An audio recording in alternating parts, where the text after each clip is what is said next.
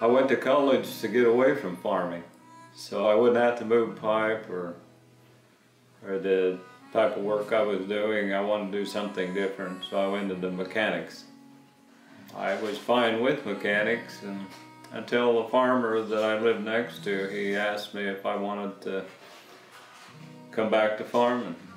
And I thought, well, might as well get out in the open and enjoy the fresh air again.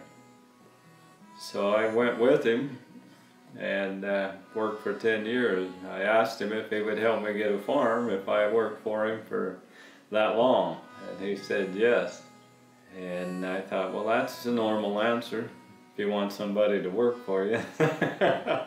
So after 10 years was up, he wrote me a good letter, and we got the farm. And we came out and looked at the farm, and it scared me to death. I thought, how can I keep up with something this big? I don't even have all the equipment I need to. So we asked Calvin Jones if he would put potatoes on it, and he paid us to put potatoes on it for 3 years.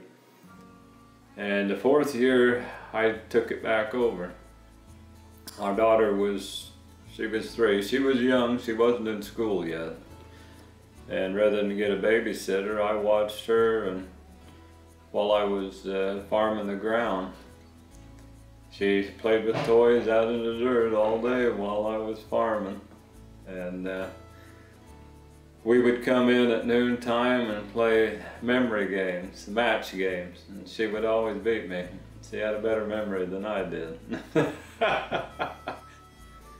So we went on that way. My wife went to work, which I did not like her going to work, but we felt we had to then in order able to have a solid income to help buy equipment and keep the farm running. The worst was having to tell the farmers cows were getting out all the time that good fences make good neighbors. And I got mad at him and said, you need to keep your cows in or get rid of them. And he said, okay. And his cows were never on my property again. But they'll be sure and be there tomorrow. Sometime.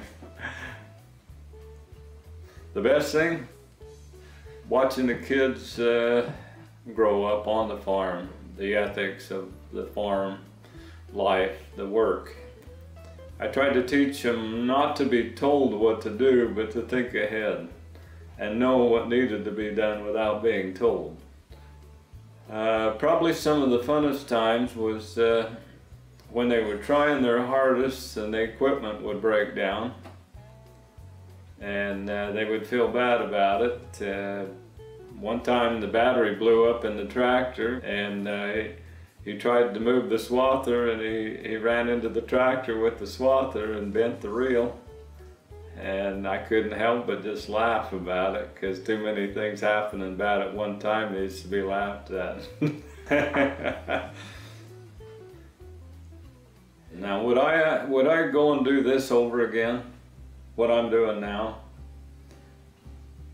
And most of the time, in my earlier days, I don't know a time when I'd say I wanted it any other way.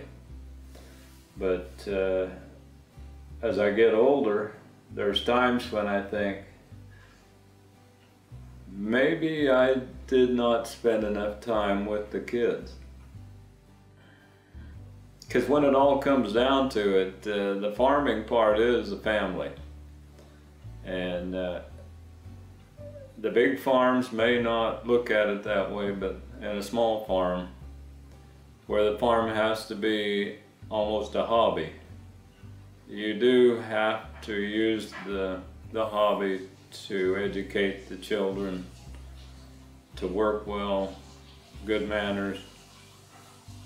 Because when they get older, you want to be able to say with pride, this is my child.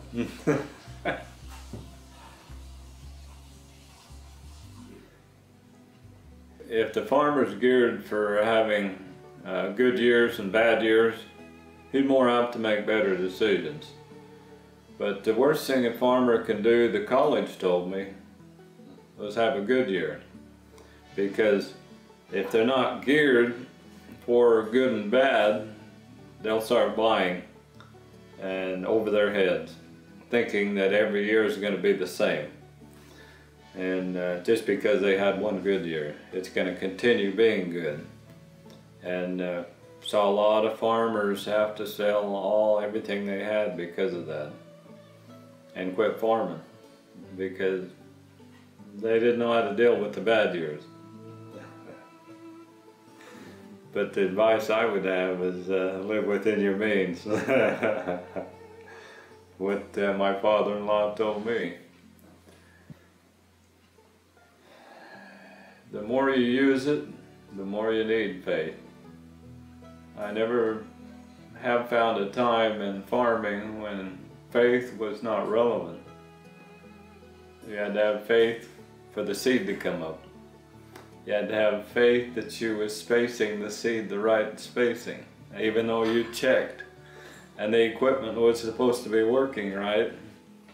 There's always faith involved in farming. You have faith that the weather's going to be right, that you're going to have the water, and you're asking Him always for favors. Like, I need some rain, Lord.